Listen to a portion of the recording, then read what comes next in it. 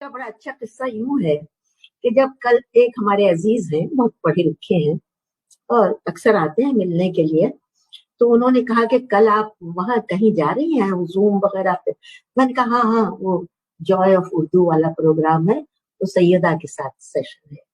कहने लगे अच्छा ये वही है ना कि जो उर्दू की तरबीज और तरक्की के लिए और उसकी मकबूलियत के लिए काम करते हैं, मगर उन्वान तो अंग्रेजी में रखा है उन्होंने। तो मैंने कहा कि हाँ। कह रहे ये क्या है, ये कौन सी ऑर्गेनाइजेशन है।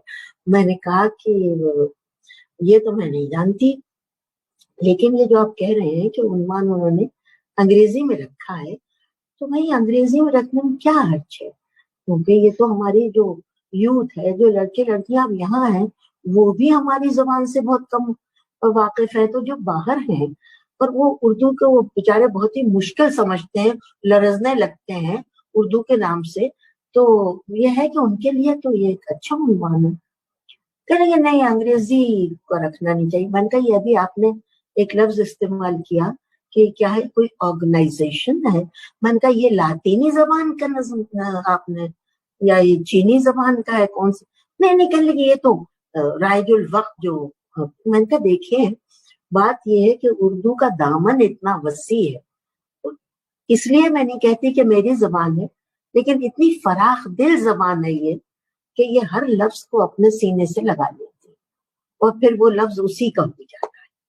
तो बहुत से लफ्ज हैं ऐसे, तो बीसियों लफ्ज हैं।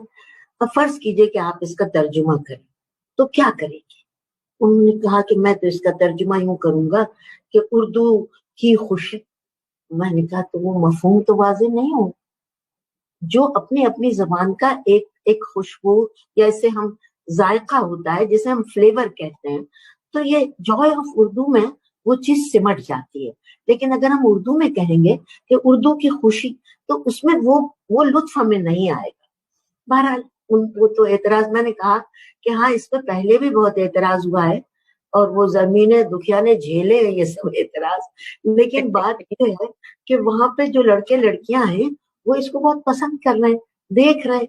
वो सौतेली माँ जैसा जो सलूक था मादरी जबान के साथ, वो अब रफ्ता रफ्ता छट रहा है।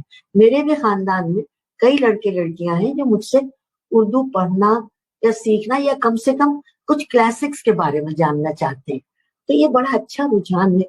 जब भी हो, जिस वक्त भी हो, इसकी बड़ी कदर करना चाहिए।